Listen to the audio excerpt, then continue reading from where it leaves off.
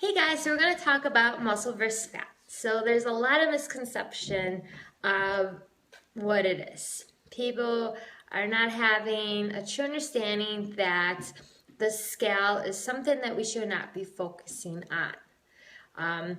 So you have to first ask yourself the question is, what are your main goals are? Are you trying to fit in your skinny jeans? Are you trying to get toned arms?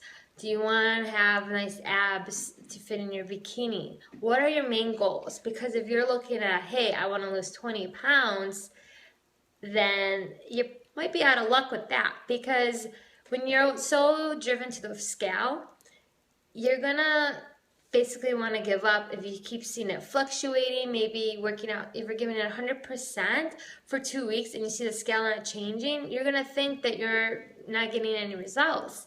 And the thing is, you may be getting results, but you're just replacing, basically gaining lean body mass and burning off the fat. And so you guys have to know the differences of that. So the question is, what weighs more, 1 pound of muscle or 1 pound of fat? The answer is they're both 1 pound. The difference is fat takes up more space.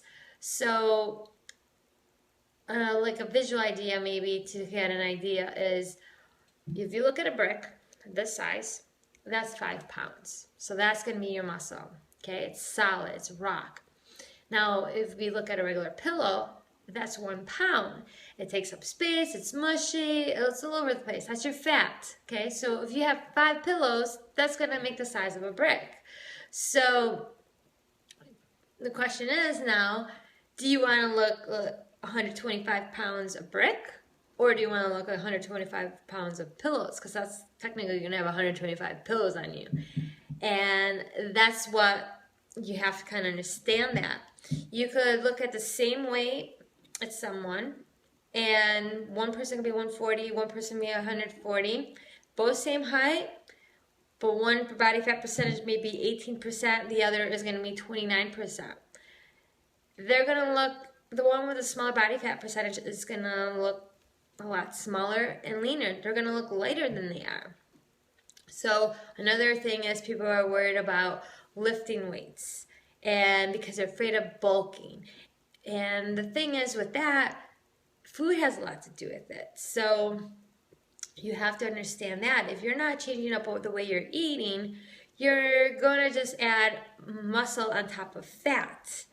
So you have to understand the balance of that. Because, yeah, so when you gain a muscle, you burn 3,600 calories. It's going to help stabilize the metabolism. It's going to help burn the fat, but you have to have the right food.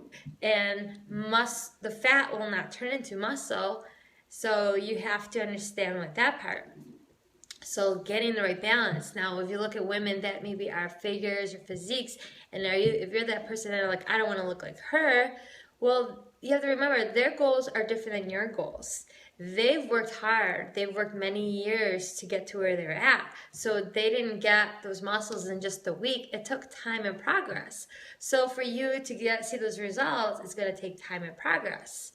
And if you see women that are maybe bigger, they're not lean yet, but they're lifting heavy, they're not eating right, or they're at a different stage. So you can't look at others because you don't know their goals. We all have our own goals of that.